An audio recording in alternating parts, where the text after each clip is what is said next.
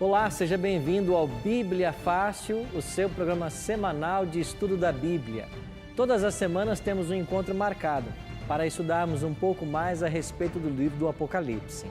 E nós estamos aqui nos estúdios da Novo Tempo com um grupo de 10 amigos que nós convidamos de vários estados brasileiros para esta que será a última temporada do livro do Apocalipse. Nós estamos conhecendo um pouquinho deles a cada semana. Semana passada, conhecemos um pouquinho a respeito desses 5 convidados e agora eu quero apresentar para você esses outros 5 convidados que estão conosco, a começar pelo Tiago. O Tiago, ele é biólogo, mora aqui em Jacareí, São Paulo, cidade onde está a Novo Tempo, e nós preparamos um pequeno vídeo a respeito do Tiago. Meu nome é Tiago Fernandes da Silva, tenho 35 anos, sou natural aqui de Jacareí, sou formado em biologia já há 9 anos e atualmente eu trabalho com análises clínicas. Quando eu recebi o convite para participar do Bíblia Fácil, ao mesmo tempo que eu fiquei muito interessado em ir, porque é um programa extremamente interessante, eu fiquei preocupado por conta do meu trabalho. Me disseram que as gravações seriam durante a semana e por eu trabalhar durante a semana para mim ficaria meio complicado. Mas graças a Deus eu consegui aí um jeitinho, né, para poder participar e graças a Deus eu consegui esse tempo livre e participar do programa. O meu trabalho ele está relacionado com análises clínicas, então eu trabalho 12 horas de segunda a sexta-feira e então assim, meu dia começa às 7 horas da manhã no meu trabalho, 7 horas, eu entro às 7 horas no trabalho e vou até por volta das 6h30, 7 horas da noite. Basicamente a minha semana é trabalho e o que eu faço de extra aí para mim é ir na academia. Ou antes ou depois do trabalho. Por conta disso você ficou um pouco preocupado? Fiquei bastante preocupado, porque seria uma semana de gravação e com esse tempo que eu tenho de trabalho extenso, não estava vendo muita possibilidade para poder participar. Então essa foi a minha grande preocupação. Aí você... Quando me buscaram para ir para as gravações, muita coisa passou pela minha cabeça. Quem eram as pessoas, o nível de conhecimento bíblico que elas tinham, né? E se isso seria um fator de estresse maior do que a questão de aprendizado, né? Se seria um debate ou de fato seria apenas um estudo. E ao chegar lá e se apresentar, né, conhecer as pessoas, a mentalidade foi mudando. Então a gente foi ficando mais tranquilo, foi ficando mais à vontade e quando a gente começou a ter a amizade com as pessoas e saber um pouquinho mais sobre cada uma, as preocupações passaram e a gente pôde ter um aproveitamento muito grande com esse programa. Tiago, muito bom conhecer um pouquinho da sua história. Você é biólogo. Isso. Você tem paixão por essa área? Muita. Muita? Desde o ensino médio já tive essa tendência para a área de ciências biológicas, então trabalho com a parte de análises clínicas hoje, mas a parte da biologia relacionada ao meio ambiente e aos animais de uma forma geral também é muito presente na minha vida. Mas que bom saber essa apreciação tua pela natureza, né? De fato, a palavra de Deus nos ensina a amar e respeitar a natureza, não é isso? Não só a natureza inanimada, como também a animada. Sim. É uma alegria ter você no nosso programa aqui, Eu tá bom? agradeço a oportunidade. Seja muito bem-vindo. Obrigado. Nosso próximo convidado é o Dr. Eduardo, ele vem lá de Campo Grande, Mato Grosso do Sul, e você vai assistir agora um pequeno vídeo a respeito dele e da sua esposa Simone, que o acompanha. Assista aí. O meu nome é Eduardo Machado Rocha, sou natural de Dourados, Mato Grosso do Sul, sou desembargador, em exercício, estou no Tribunal de Justiça de Mato Grosso do Sul e resido em Campo Grande, Mato Grosso do Sul. Meu nome é Simone Regina de Pieri Machado Rocha, eu sou procuradora, atualmente estou aposentada, sou natural de Três Passos, Rio Grande do Sul e moro em Campo Grande, Mato Grosso do Sul. O meu trabalho, como disse, é desembargador. Nós trabalhamos em um órgão colegiado, né, onde nós analisamos os recursos que estão interpostos em face das decisões prolatadas do juízo. Então, no Tribunal de Justiça temos as câmaras, né, onde se reúnem 4 a 5 desembargadores para cada câmara, e ali são submetidos a julgamento essas sentenças que estão em grau de recurso. O meu trabalho atualmente eu sou pesquisadora, sou dona de casa também, divido meu tempo entre os afazeres de casa e também eu gosto muito de pesquisar, estou fazendo vários cursos online e eu gosto muito de nutrição e psicologia. Então eu estou me dedicando também esse tempo a esses estudos. Além de fazer também estudos semanais sobre a Bíblia e trabalho também em algumas coisas de assistente social junto à igreja. Olha, nós estávamos aqui em casa, era por volta de 18 horas, 19 horas, e aí aqui apareceu o pastor Wellington, o pastor Eliezer e o pastor... E o pastor Arilton, né? E aí, em conversa, né, ele nos convidou para participar da Bíblia Fácil, né? E na ocasião nós comentamos com ele que a gente já assistia a Bíblia Fácil, né? Aqueles ensinamentos sobre Daniel, depois Apocalipse, né? Então a Simone ficou muito interessada, né, de participar desse programa. Eu confesso que eu fiquei extremamente surpresa com esse convite, porque eu jamais esperava. A gente via os programas, né, o Bíblia Fácil, eu acompanhava também o Leandro Quadros e o Ivan Saraiva, e também aquele consultório de família, né, vários programas da Novo Tempo, mas eu nunca imaginei que um dia eu estaria no programa. Então, realmente, para mim, foi motivo de grande satisfação e surpresa. Olha, a gente já era evangélico, né? Nós somos da Igreja Presbiteriana do Brasil. Nossa conversão se deu em Dourados, né? na Igreja EPB Central, chamada Igreja do Relógio. Aí depois nós viemos para Campo Grande, continuamos aqui frequentando a Igreja Presbiteriana. E já também tivemos alguns cultos, né, convido os pastores aqui, que já mencionamos o nome, na Igreja Adventista do Sétimo Dia. A minha vida espiritual depois da conversão foi maravilhosa. Eu realmente me senti descoberta de um monte de coisas que a gente acreditava e realmente foi um véu que saiu dos meus olhos. Realmente, depois da conversão, eu consegui ver várias coisas que antigamente eu não via. E graças a Deus, Deus está constantemente me revelando e eu peço sempre para que o Espírito Santo governe a minha vida, para que Ele tome conta da minha vida e que me livre de todos os enganos. Então, a minha vida espiritual está sendo uma constante busca da verdade.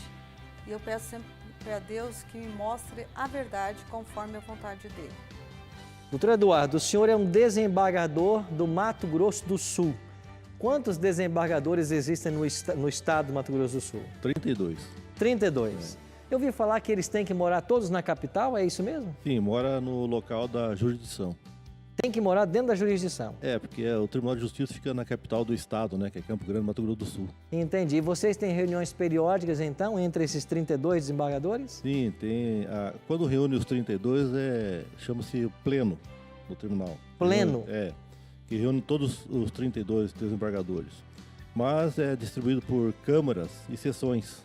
Entendi. Então, cada desembargador, ele faz parte de uma câmara, né? Essa câmara, lá no Mato Grosso do Sul, é composta de 4 desembargadores, né? Certo. E tem também as seções, que são compostas de 5 desembargadores. E então, toda semana, né, as câmaras se reúnem para o julgamento. Entendi. Que alegria ter o senhor aqui no nosso programa, seja muito bem-vindo. E se faz acompanhar Obrigado. da esposa, da Simone, que é procuradora. É isso mesmo, Simone? Sim, eu sou procuradora do município, agora atualmente estou aposentada. Ok. Você nasceu mesmo em Campo Grande? É de Mato Grosso do Sul mesmo? Não, eu nasci em Três Passos, no Rio Grande do Sul. Você é Não, gaúcha. eu sou Está gaúcha. emprestada lá em Campo Grande, então, né? Mas eu me considero sul-mato-grossense porque já faz 45 anos que eu estou Olha. lá. Eu já sou mais sul-mato-grossense do que gaúcha. Que jóia, que bom ter você aqui, doutora, em nosso meio, alegria recebê-la. E eu queria aproveitar e mandar um abraço para todos os amigos lá de Campo Grande. Nós estivemos lá recentemente, né, numa festa muito bonita. Um abraço a todos os nossos telespectadores do Mato Grosso do Sul. Que Deus possa continuar abençoando vocês nesse processo de estudo e aprendizagem da Bíblia. Uma alegria receber o casal. Prazer é nosso. Estamos recebendo também aqui mais 2 jovens universitárias. A primeira que nós vamos conhecer a história dela é a Natália, que vem lá de São Pedro da Aldeia, no Rio de Janeiro. Acompanhe aí o vídeo. Meu nome é Natália Gomes, eu tenho 23 anos e moro na cidade de São Pedro, no estado do Rio de Janeiro. Sou estudante de História na Estácio de Sá de Cabo Frio. Eu assisti o Bíblia Fácil na temporada de Daniel e comecei a estudar junto com a Bíblia Fácil, junto com a Bíblia e com os livros didáticos. Eu descobri que tem um segmento, a Bíblia trabalha junto com a história e isso me encantou. Quando Daniel falou dos reinos que viriam e eu comprovei que realmente veio, aquilo me fez querer fazer história e hoje eu faço. Assim que eu recebi a notícia, eu me programei o mais rápido possível. Eu pedi um tempo do trabalho e conversei com o coordenador da faculdade. Aí ele me deu, né, esse período para eu poder estar estudando a Bíblia Fácil. Para mim foi um privilégio muito grande. Eu fiz a minha inscrição e estava torcendo muito. Mas é claro que fica lá uma dúvida, né? Por que vai escolher, entendeu? Mas me escolheu e eu tenho isso como uma comprovação. Eu me inscrevi aguardando essa resposta. Inclusive falei para alguns parentes que eu ia participar sem antes saber que eu iria participar. Até combinei com eles e tal para assistir sem ter a resposta. No fundo eu sabia. Eu assisto o programa desde o início e sempre passou pela minha cabeça participar. Desde o início eu sempre quis participar. Mas sentada ali, minutos antes de começar a gravação, eu ainda não acreditava. Então demorou um pouquinho para a ficha cair, que eu realmente estava ali, que eu realmente iria estudar e ter o privilégio de estudar com o pastor Arilton. Foi assim, uma situação bem legal, bem diferente. Natália, seja muito bem-vinda ao programa. Eu ouço uma propaganda de uma casa muito famosa que existe em São Pedro da Aldeia, não é isso? É isso mesmo, é a Casa da Flor. Casa da Flor, um patrimônio cultural nacional, não é isso? Exatamente. Você nasceu mesmo ali nessa cidade? Eu nasci e vivi até hoje na cidade de São Pedro. São Pedro da Aldeia. Exatamente. Que legal, muito bom. Vamos aproveitar e mandar um abraço para todos os nossos amigos do Rio de Janeiro que acompanham Bíblia Fácil. Toda vez que a gente vai nessa cidade, nesse estado maravilhoso, somos muito bem recebidos. E a nossa última convidada que falta nos apresentar é a Carolina, que vem também do Rio de Janeiro, lá do Rio das Ostras. Acompanhe aí o vídeo que fizemos sobre ela. Meu nome é Carolina Almeida de Oliveira, tenho 25 anos e eu sou estudante de Direito. Eu conheci a Igreja Adventista há bastante tempo atrás, uns 9 anos atrás, e eles me ensinaram muita coisa no período que eu fiquei lá. Foi um período bem curtinho, mas eu aprendi muita coisa e por algum motivo eu saí da igreja. E há pouco tempo atrás eu eu conheci uma menina que era batista e a gente ficou muito amigas. E ela me levou na igreja dela, eu acabei gostando e fiquei por lá. Só que eles tinham umas práticas que eu não concordava muito, eu não compreendia. E me trouxe muita dúvida, porque ia de encontro com os ensinamentos que a Adventista tinha me dado há uns anos atrás. Daí eu comecei a orar sobre isso e eu perguntava muito à minha tia, que ela é Adventista já há muitos anos. Daí ela comentou sobre o programa, achei que era uma boa ideia. Eu fiquei muito surpresa, na verdade, porque eu não esperava que eu fosse chamada. Eu não estava botando muita fé no programa, na verdade. E foi muito inesperado, foi bom. A gente viu que você gravou um vídeo e tal, bem curtinho, mandou pra gente, a produção viu. O que estava passando na sua cabeça naquele momento? Na verdade, a moça que me falou do programa me mandou gravar o vídeo umas 6 vezes. Mas eu não gravei porque, sei lá, eu não achava que valia a pena, não sei.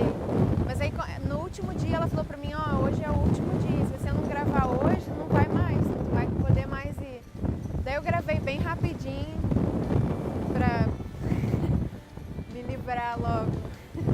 Eu fiquei um pouco ansiosa, na verdade, porque tinha muita gente muito diferente. Eu esperava que fosse um nicho só de pessoas. E quando eu cheguei lá, tinha gente de tudo quanto é tipo de igreja, profissões diferentes. E cada um com um intelecto diferente, deu pra ver que seria muito proveitoso, assim, porque as perguntas foram muito inteligentes também.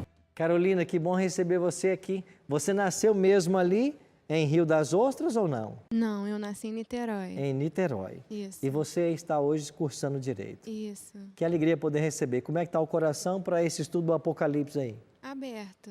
Aberto? Pra receber. Mas que bom, viu? E eu não mencionei, mas a Natália estuda História. Que bom, nós vamos aqui voltar a vários fatos históricos e você vai se sentir em casa então. Muito bom receber vocês lá do Rio de Janeiro e receber você, que todas as semanas abre a sua casa para o estudo do programa Bíblia Fácil. Hoje vamos estudar o segundo tema do nosso programa, as 7 igrejas do Apocalipse, e eu queria convidar você para orarmos agora, pedindo a bênção de Deus para o estudo de hoje. Nosso Pai querido e Pai bondoso, nos reunimos mais uma vez para estudarmos a Tua Palavra e queremos suplicar a Tua bênção sobre nossas vidas, para que nós possamos ter a compreensão das mensagens que esse livro reserva para todos nós. Que o Teu Espírito esteja conosco, com cada telespectador que nos assiste nesse momento, para que nós possamos compreender a Tua vontade para a nossa vida. E é em nome de Jesus que nós te oramos. Amém. Pois bem, quero convidar você a tomar a sua Bíblia e vamos agora para Apocalipse, capítulos 2 e 3. Hoje vamos estudar a respeito das 7 igrejas do Apocalipse. Vimos na semana passada que o Apocalipse passou por várias etapas até chegar em nossas mãos. É uma revelação que nasceu no coração de Deus e Ele entregou para Jesus, que entregou para o seu anjo, que notificou a João e que recebeu a ordem de escrever e enviar para as 7 igrejas. Hoje vamos entender quais são essas 7 igrejas. Mas eu queria começar o programa de hoje lendo um texto muito especial, que é o versículo 3. Apocalipse capítulo 1, verso 3. Bem-aventurados aqueles que leem, aqueles que ouvem as palavras da profecia e guardam as coisas nela escritas, pois o tempo está próximo. Então, esse texto nos ensina de que há uma bênção para aqueles que estudam o livro do Apocalipse. Bem-aventurado quer dizer feliz. Então, está escrito, felizes aqueles que leem, aqueles que ouvem e guardam as coisas que estão escritas nessa profecia. Então, hoje, ao começarmos mais uma vez o estudo, tenhamos isso em mente. Nós seremos felizes se estudarmos e vivermos o que esse livro ensina. Carolina? Pastor, o senhor disse que Deus deu a revelação a Jesus Cristo, mas eu aprendi que Jesus é um com Deus. Quando ele faz essa diferenciação na Bíblia, o que quer dizer? Você está certo. Lá em João capítulo 10, verso 30, Jesus disse assim: eu e o Pai somos um. Esse ser um é no sentido de unidade plena. Tudo que o Pai é, o Filho também é. Mas quando você vai para Gênesis capítulo 1, verso 1, o primeiro verso da Bíblia, lá diz assim: no princípio criou Deus os céus e a terra. A terra, porém, era sem forma e vazia, e o Espírito de Deus pairava sobre as águas. Depois Paulo vai dizer que todas as coisas foram criadas por intermédio de Jesus Cristo. Ele é o agente da criação. Ainda que a Trindade esteja unida em propósito, eles são três seres distintos. Você tem o Pai, você tem o Filho e você tem o Espírito. Tudo que o Pai é, o Filho é e o Espírito é. Mas são três pessoas distintas, três seres distintos. Então, em termos de revelação, Deus ele entrega para o seu Filho Jesus Cristo. Por quê? Porque Jesus é o Deus que vai se encarnar, que vai vir à Terra, vai viver tudo o que viveu e vai ser crucificado e morrer em nosso lugar. Então, no plano da salvação, cada ser da divindade assume um papel distinto. O Pai é quem envia, o Filho é enviado e o Espírito é o Consolador. Agora, tudo que o Pai é, o Filho é, e tudo que o Pai e o Filho são, o Espírito também é. Isso tem que estar bem claro em nossa mente, tá bom? Bom, vamos então entender aqui sobre as 7 igrejas, mas antes temos mais uma perguntinha, eu não gravei o seu nome ainda, Lilian. Por favor, Isso. Lilian. Pastor, no programa anterior, nós vimos aqui em Apocalipse 1,16, que diz o seguinte, que na boca de Jesus saía uma espada de 2 gomos. Que espadas são essas? A espada que sai da boca de Jesus é a palavra que sai da boca dele. Então, esta palavra que sai, ela tem poder. O apóstolo Paulo vai comparar a espada como sendo a espada da palavra de Deus.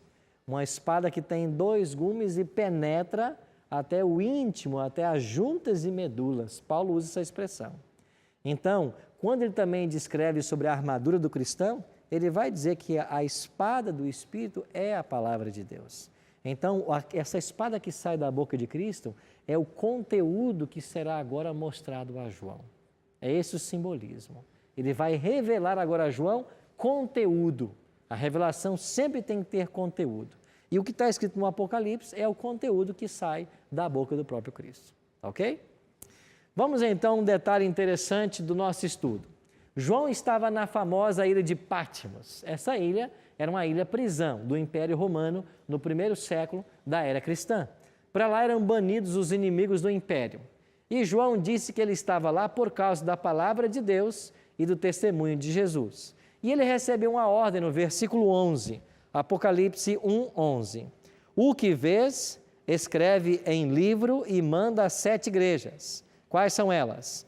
Éfeso, Esmirna, Pérgamo, Tiatira, Sardes, Filadélfia e Laodiceia. Então João recebeu uma ordem. O que você vai receber de revelação do anjo, você escreve num livro, a palavra aqui é rolo. Não tem a ideia de um livro como nós seguramos hoje. A ideia aqui é de um rolo, daquele pergaminho. Escreve num rolo e você vai mandar para 7 igrejas. Essas 7 igrejas que são mencionadas aqui, eram igrejas que existiam nos dias de João. Eram todas igrejas cristãs, não eram as únicas. A Bíblia menciona no Novo Testamento outras igrejas, além destas 7. Mas dentro das igrejas cristãs que existiam, no final do 1º século, Deus orientou João a endereçar o livro do Apocalipse para 7 delas. Por quê? Porque estas 7 igrejas que existiam nos dias de João, elas possuíam características que teria a igreja cristã ao longo de toda a era. Então, a igreja de Éfeso representa um período, seguida por Esmirna, por Pérgamo, por Tiatira, por Sardes, por Filadélfia e, finalmente, por Laodiceia. E nós iremos descobrir hoje de que nós estamos vivendo o período de Laodiceia. Então, como que essas igrejas viviam nos dias de João E como que isso se aplica aos nossos dias? Há um padrão nessa carta. E qual é o padrão que João obedece aqui? Você tem uma apresentação de Cristo para a igreja, depois Cristo elogia a igreja, depois ele reprova a igreja, depois ele dá um conselho e depois ele faz uma promessa. Nós temos uma pergunta aqui, temos outra ali, mas nós vamos para o intervalo. E quando voltarmos, vamos ouvir o que os nossos amigos querem perguntar ou contribuir. Daqui a pouquinho, estamos de volta.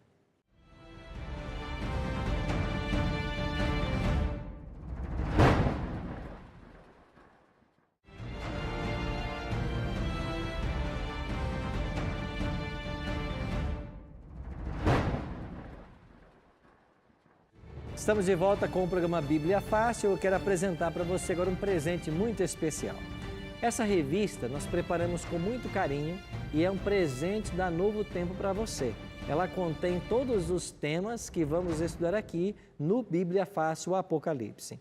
É um presente da Novo Tempo para você, não custa nada, chega na sua casa pelos correios, inteiramente grátis. Como é que você pode pedir essa revista? Você pode ligar para nós em horário comercial. O nosso telefone é 0 operadora 12 21 27 3121, ou você pode então mandar uma mensagem de WhatsApp dizendo: eu quero a revista do Apocalipse. O nosso WhatsApp é 12 98100 1615. Aproveita para curtir nossas redes sociais, facebook.com/bibliafácil, o nosso canal também no YouTube, youtube.com/bibliafácil. Se inscreva nesse canal, você vai receber os vídeos em primeira mão, as chamadas, as músicas, muita novidade para você lá no YouTube. E também aproveite para visitar a nossa página no Instagram, @bibliafácil. Nós terminamos há uns momentos atrás com duas perguntas que ficaram pendentes. Cacai, você primeiro. Sim, com relação às 7 igrejas do Apocalipse, elas são igrejas ou religiões, e por que apenas 7? Ok. As 7 igrejas eram as igrejas cristãs da Ásia Menor. Haviam outras, como eu mencionei, mas essas 7 foram escolhidas porque elas representariam 7 períodos pelos quais passaria o povo de Deus do primeiro ao segundo advento. Então, cada uma terá um elemento profético. E nós estamos vendo hoje no período da 7ª igreja, como compreenderemos agora. Então, o cristianismo era a religião que Jesus fundou. Você tinha também o judaísmo, que era uma reminiscência do povo de Deus, do Antigo Testamento, e você tem outras religiões pagãs que nesse momento habitavam ali também na Ásia Menor. Ok? Eduardo? Pastor, o senhor mencionou aí que essas igrejas representam os 7 períodos. Certo. Né? E eu pergunto o seguinte: me parece que apenas 2 dessas igrejas não receberam a reprovação, né? É verdade, você tem aqui nem todos esses elementos, como repreensão, conselho, promessa, aparecem em todas as igrejas. A igreja de Éfeso, por exemplo, que é a primeira igreja que vamos estudar, era uma igreja que tinha uma igreja num amor puro, uma pureza doutrinária, por ter entre seus membros os próprios apóstolos de Jesus. Dá uma olhadinha no capítulo 2 do livro de Apocalipse e olha que interessante, o versículo 1. Ao anjo da igreja em Éfeso escreve: essas coisas diz aquele que conserva na mão direita as 7 estrelas e que anda nos meio dos 7 candeeiros de ouro. A primeira coisa que aparece em cada igreja é uma revelação de Jesus. Agora, você percebeu que Jesus se apresentou para a igreja de Éfeso como aquele que tem 7 estrelas na mão direita e caminha entre os 7 candeeiros? O que são essas estrelas e o que são esses candeeiros? Então, é um simbolismo que o Apocalipse nos dá, mas que o próprio Apocalipse revela. E aonde está a revelação desse simbolismo? Volta para o capítulo 1, verso 20. Olha o que diz Apocalipse 1, verso 20. Quanto ao mistério das 7 estrelas que viste na minha mão direita e dos 7 candeeiros de ouro, as 7 estrelas são o quê? Os anjos das 7 igrejas. E os 7 candeeiros são o quê? As 7 igrejas. Você viu que o Apocalipse dá o simbolismo, mas ele interpreta? Então, no capítulo 1, verso 16, apareceu Cristo andando entre os 7 candeeiros e com 7 estrelas na mão direita. A mesma visão aparece no capítulo 2 agora. Só que o verso 20 do capítulo 1 explica: esses 7 candeeiros são as 7 igrejas e as 7 estrelas são 7 anjos. A palavra anjo quer dizer também mensageiro. Ou seja, Cristo tem os seus mensageiros em suas mãos, no sentido de que ele guarda, que ele protege, e ele caminha entre as 7 igrejas, no sentido de que ele está sempre presente com as igrejas. Ele está com sua igreja em todos os tempos. Tiago? Aqui no versículo 4 do capítulo 2, ele tem assim: tenho, porém, contra ti que abandonaste o teu primeiro amor. A princípio, a gente pode ler apenas como um sentimento, o amor. Mas existe alguma característica ou algumas que comprovem, né, ou retratem esse abandono do primeiro amor em relação a essa igreja? Esta é a crítica que Jesus, ou a repreensão que é feita à igreja de Éfeso. E o que significa nesse momento abandonar o seu primeiro amor?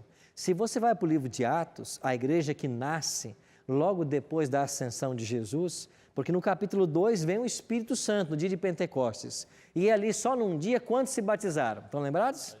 3.000 pessoas, depois subiu para 5.000. Esta foi a igreja de Éfeso, uma igreja vigorosa, amorosa. No capítulo 2, versos 40 a 43, lá diz que eles estavam todos os dias de casa em casa, repartindo o pão, orando, nada faltava para ninguém. É o que diz Atos 2, nada faltava, porque se alguém tinha necessidade, os outros membros da comunidade supriam, ou seja, o amor genuíno era praticado. Daqui a pouquinho, isso começou a esfriar, a ficar de lado.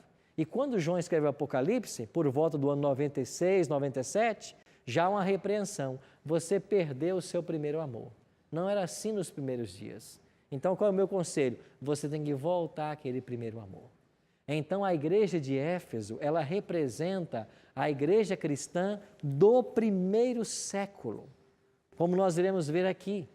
Então, a igreja de Éfeso, ela vai representar a igreja cristã do ano 31, que é o ano da morte de Jesus, até mais ou menos o ano 100, que é aproximadamente a data da morte de João. Então, enquanto os apóstolos viveram, nós estamos dentro do período de Éfeso.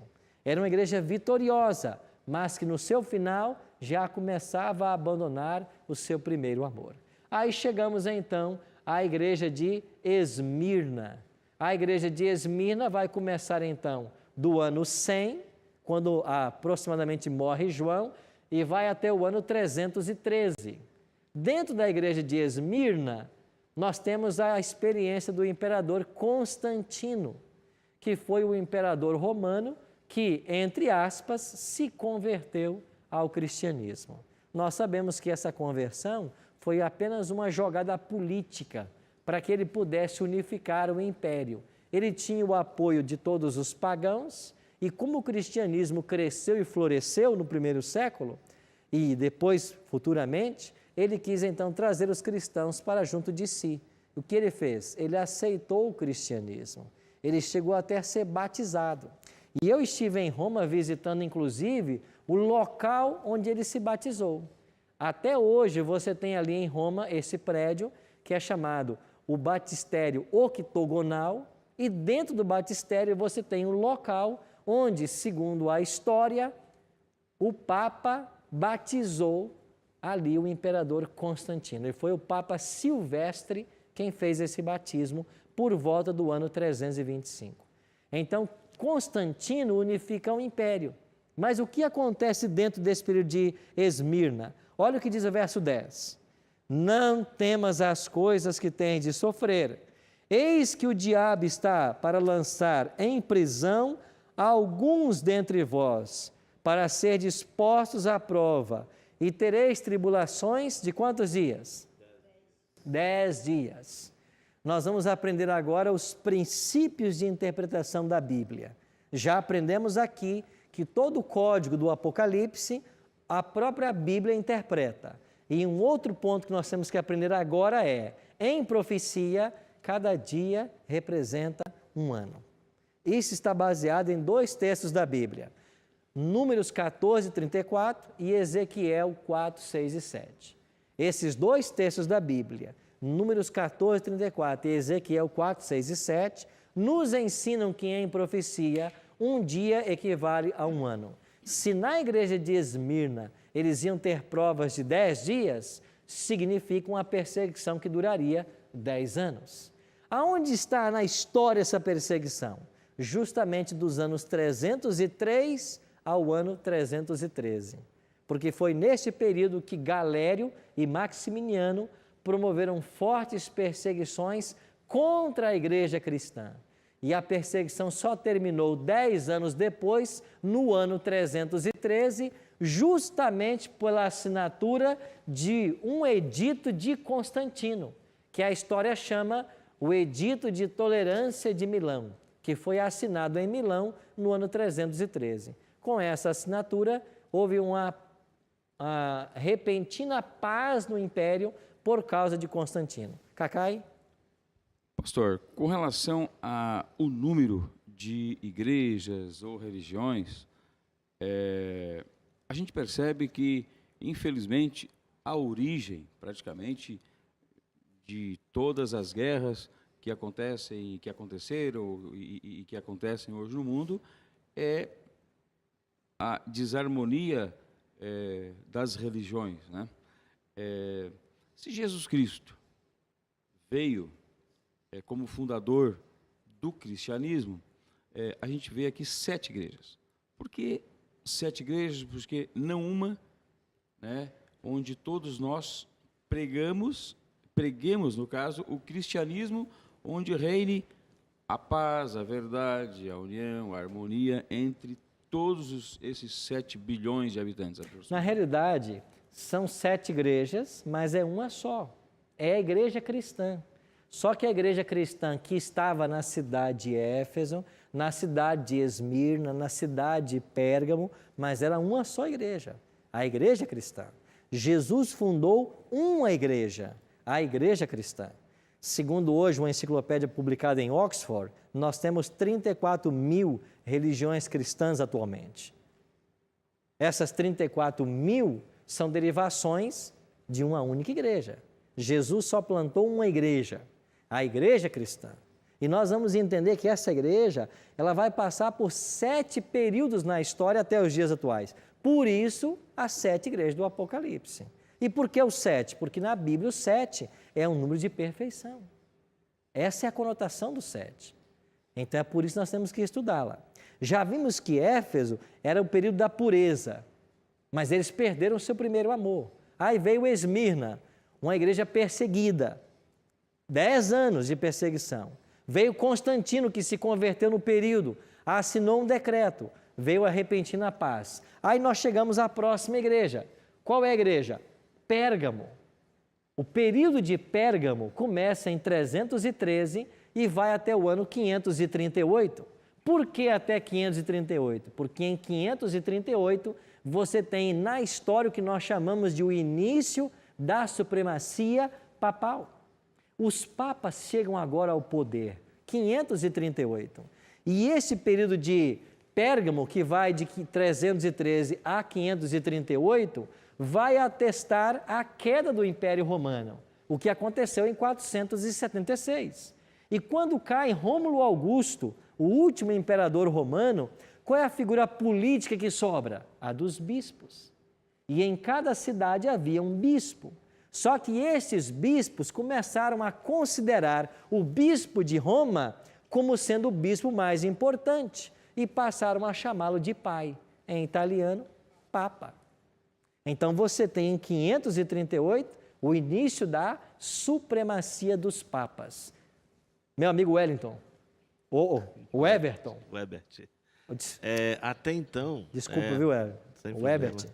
Até então, o que nós estamos vendo é uma única igreja.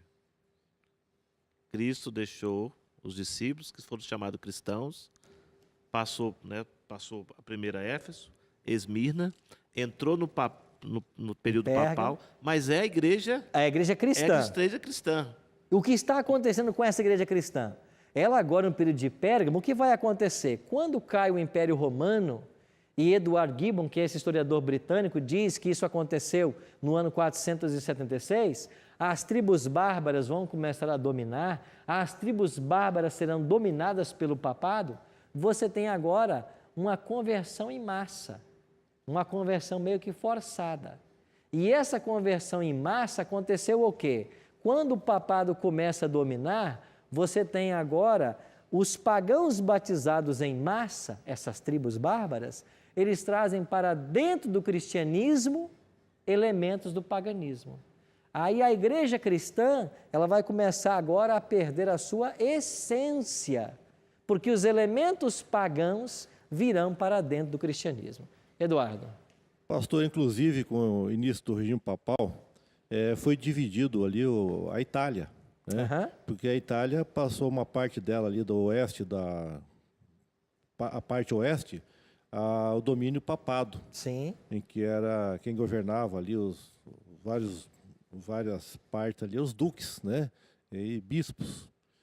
E houve a confusão aí de ensino espiritual, né? Que ele trazia as 7 igrejas, para a confusão do domínio político. Havia uma briga entre igreja e Estado, né? Até que finalmente hoje o domínio ficou restrito ao Estado Vaticano, os 44 hectares de terra que hoje constituem ali o Estado Vaticano, certo? E a Itália somente foi reunificada novamente como Estado em 1890 e poucos, né? Se não me falha a memória. E a Itália não era um país ainda, era dividido ali, papado e italiano. Havia um domínio muito forte. Nós vamos chegar a uma data muito especial dentro dessas 7 igrejas, que é justamente quando esse poder religioso vai declinar, que é 1798. Carolina. Uma vez alguém me explicou que existiam muitas denominações no cristianismo porque eram 12 tribos e as tribos eram diferentes. E que depois que Jesus veio, como se cada denominação fosse diferente uma da outra, com ensinamentos diferentes. Mas pelo que o senhor disse, eu entendi que as denominações diferentes são formas deturpadas do cristianismo original. Do cristianismo autêntico fundado no primeiro século por Jesus Cristo. Então você tem Cristo fundando a igreja cristã, ela vai estar presente em toda a história até os dias atuais, e esta igreja vai sofrer influência externa, e ela vai viver momentos diferentes. E da igreja cristã, do seu ramo, do seu eixo principal, vão surgir várias afluentes, a começar no século XI com a igreja ortodoxa, século XVI com o movimento de reforma, e a partir daí com o surgimento do pentecostalismo, neopentecostalismo, e hoje mais de 34 mil religiões. Mas a vertente principal, ela tem que ser mantida. E o que nós queremos nesse programa é voltarmos a essa igreja do primeiro século, a essa igreja pura. Agora, como que eu posso ser cristão longe dessa pureza que a Bíblia prega? Não existe isso. E como que eu posso ser cristão no sentido lato da palavra? Eu tenho que viver aquilo que Jesus ensinou. Porque se eu vivo o que está só na palavra, aí eu sou um cristão. Então, para o cristão, para a igreja que Jesus fundou, a norma é a palavra de Deus, é a Bíblia. Mas qual foi o problema desse período? As tradições do paganismo se infiltraram dentro do cristianismo. Eu vou mencionar brevemente aqui a 4ª igreja, que é Tiatira, ela vai até 1517. O que aconteceu em 1517? Reforma protestante, Martinho Lutero. E qual foi a grande vantagem desse movimento? Ele trouxe os cristãos de volta para a Bíblia, porque Lutero defendia o princípio sola escritura, só a Bíblia e nada mais. Depois chegamos a uma outra igreja, chamada a Igreja de Sardes. E qual é o grande período de Sardes? Começa com a Reforma Protestante e vai até 1798. O que aconteceu lá? A prisão do Papa Pio VI. E quando o Papa é preso, principalmente por ordem de Napoleão Bonaparte, nós temos essa separação da igreja do Estado e a autonomia do Estado sobre a igreja. Então nós chegamos aí então à próxima, que é a sexta igreja, que é a Filadélfia. Este é o período dos grandes reavivamentos espirituais, começando em 1798, indo até 1844. O que aconteceu em 1844? Nós temos o segundo grande reavivamento nos Estados Unidos, liderados por um homem da Igreja Batista chamado Guilherme Miller, e a partir daí a Bíblia voltou a ser estudada. E de 1844 para cá, nós estamos vivendo o que nós chamamos o período de Laodiceia. E qual é a grande característica da igreja cristã dos dias atuais? Laodiceia diz aí, capítulo 3 de Apocalipse, olha então para o versículo 17. Dizes, pois, estou rico e abastado e não preciso o quê? De coisa alguma. E nem sabe que tu és infeliz, sim, miserável, pobre, cego e nu. Esse é o estado da igreja, na última fase, que é a fase de Laodiceia. E qual é o único remédio que nós temos para esta igreja? É a presença de Jesus no seu interior. E em Apocalipse 3:20, nós temos a solução para o problema de Laodiceia. Qual é? Eis que estou à porta e bato. Quem é que bate? Jesus. Se alguém ouvir a minha voz e abrir, eu vou entrar e vou cear com ele e ele comigo. Então, a igreja cristã passou por esses 7 períodos. Hoje estamos vendo para Laodiceia. E qual é a única saída para essa igreja? Deixar que Cristo entre. Voltarmos a ter a doutrina dos apóstolos. Viver tudo o que esse livro ensina. Só assim voltaremos a ser a igreja que Deus espera. Você que nos assiste em casa pode estar se perguntando, pastor, como é que isso vai acontecer? Vai acontecer por obra e atuação do Espírito Santo. E se nós deixarmos, o Espírito vai nos mostrar o caminho a seguir. Eu queria que você pensasse nisso enquanto ouviremos agora essa música.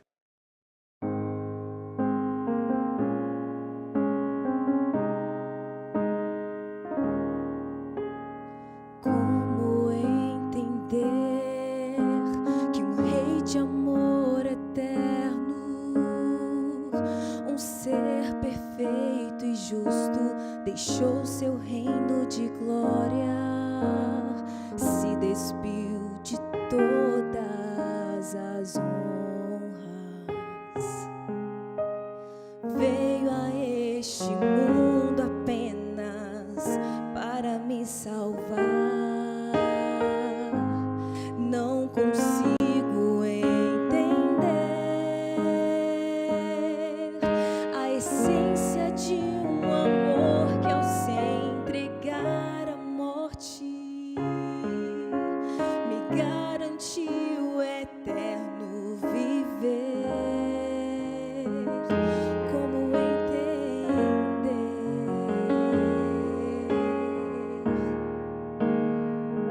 uma obra que sempre existiu,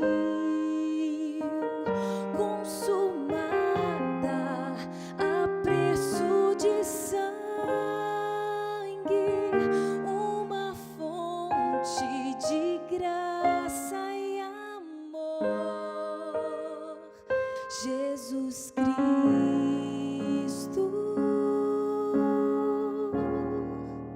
do mundo é o Salvador.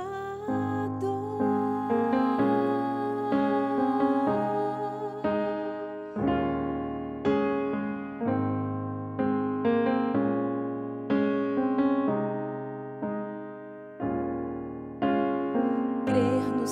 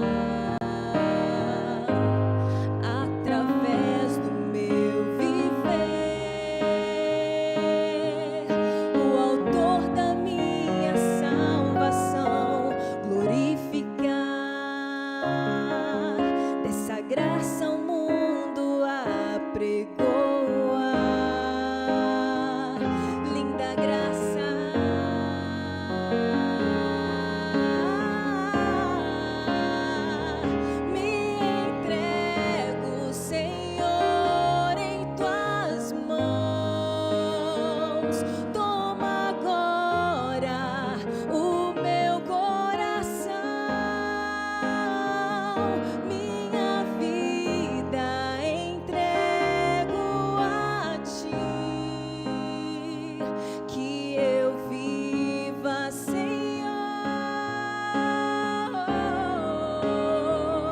me entrego, Senhor, em tuas mãos. Toma agora o meu coração, minha vida entrego a ti, que eu viva, Senhor,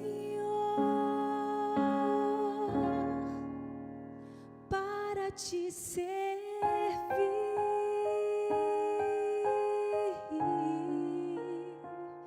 que eu viva, Senhor, para te servir.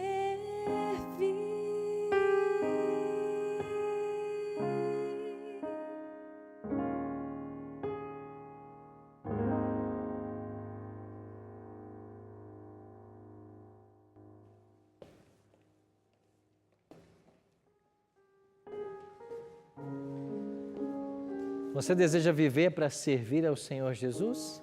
É isso que Ele nos convida. Eis que estou à porta e bato. Aquele que abrir a porta do seu coração, ele vai poder entrar. E quando Jesus entra, nós voltamos ao cristianismo primitivo, a esse mesmo amor, a esse mesmo apego à palavra e principalmente a viver os princípios que esse livro ensina e que o cristianismo moderno tem, paulatinamente, deixado de lado. Infelizmente, hoje, a igreja cristã se confunde com muitas coisas. E de muitos púlpitos são pregadas coisas que não estão na Bíblia. E muitas coisas da Bíblia são distorcidas, mesmo estando vivendo nós num país cristão, como é o Brasil. Daí a necessidade, cada vez mais, nos aprofundarmos no estudo desse livro. E como Cristo acompanha a sua igreja em toda a história, como Jesus caminhava entre os 7 castiçais de ouro, que são as 7 igrejas, Ele está caminhando até com Laodiceia. Ele está conosco, nós que vivemos o período de Laodiceia. E não precisamos ser laodiceianos. Nós podemos ter um espírito diferente. E o que vai definir isso é o nosso compromisso com a palavra. Se o meu cristianismo vive é o que esse livro ensina. Se o que eu faço é pautado por esse livro. E esse é o grande desafio para mim e para você. Compreender qual é a vontade de Deus revelada nesse livro e praticar somente ela. Por isso, se você tem no seu coração o desejo agora de conhecer mais esse livro e de praticar só o que ele ensina, de abrir o seu coração e de Jesus entrar, eu queria orar com você. Feche seus olhos e ore comigo. Pai Santo, obrigado pela tua companhia constante em todos os momentos da história da igreja. Obrigado por termos a esperança de que a porta do coração pode ser aberta e Jesus pode entrar. E quando Ele entra, Ele vem fazer morada. Ele nos purifica, Ele nos perdoa e Ele nos mostra o caminho a seguir. Queremos aprender a Tua vontade para a nossa vida. Queremos conhecer o Teu caminho e dessa forma nos prepararmos para a Tua volta. Esta é a nossa oração. Em nome de Jesus. Amém. Muito obrigado pela sua companhia no Bíblia Fácil de hoje. Semana que vem nos encontraremos para estudarmos o capítulo 4 de Apocalipse e aprenderemos mais sobre o trono de Deus. Eu espero você. Até lá.